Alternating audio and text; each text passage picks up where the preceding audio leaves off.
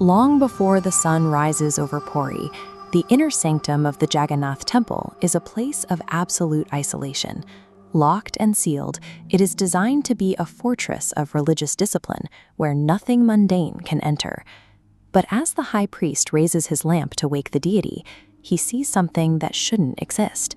There, stuck to the painted cheek of the Lord of the universe, is a single humble grain of millet porridge.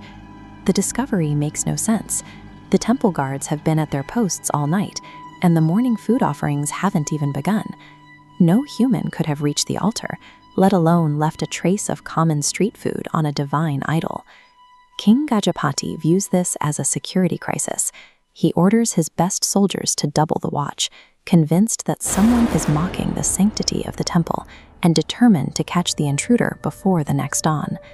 The king is looking for a physical intruder, treating the grain of rice like a forensic clue. He is doubling down on locks and soldiers, assuming the mystery can be solved through stricter enforcement of temple law. The truth lives miles away in a small mud hut. Here, an elderly woman named Karma Bai is busy at a small clay stove, preparing the same basic millet porridge found in the temple, completely ignoring the elaborate rules of formal worship. This bond started when she was a child. When her father told her to feed the family's idol, she took the command literally. She sat in front of the stone figure and refused to eat a single grain herself until the deity physically appeared to share her meal. To her, the Lord of the universe isn't a distant king. He is her Lala, a hungry child who depends on her. She talks to him, scolds him, and makes sure his breakfast is ready exactly when he wakes up. In this hut, the boundaries of institutional religion disappear. The interaction isn't guided by scripts or stone architecture, but by the immediate, informal instinct of a mother feeding her child. This quiet rhythm is broken when a wandering priest, Sadhu Jananand, stops by the hut. He is horrified to see Karmabai cooking without first bathing or reciting the mandatory scriptures.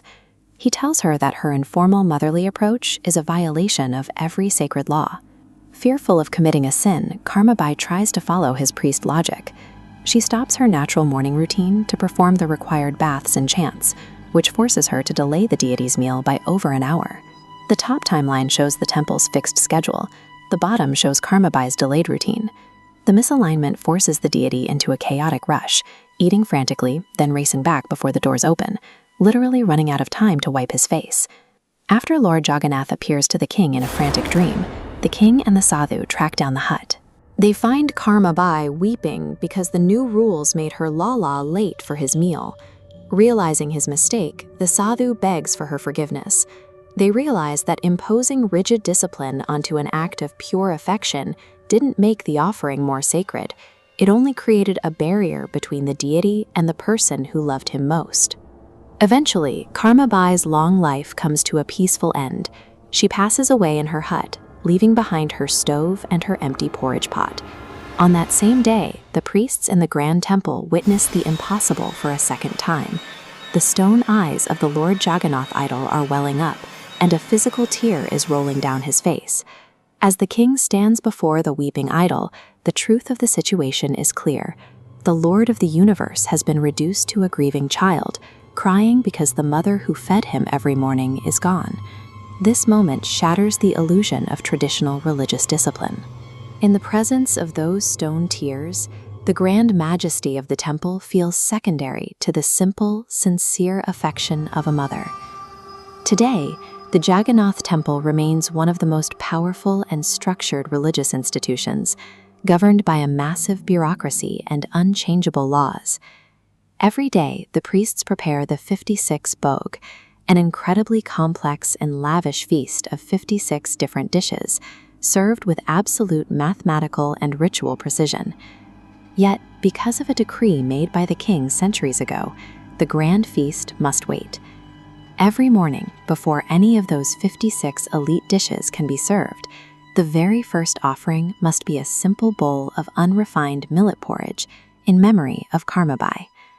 It serves as a permanent reminder that while rituals and rules may build the walls of a temple, it is pure, unconditional love that actually makes the divine feel at home.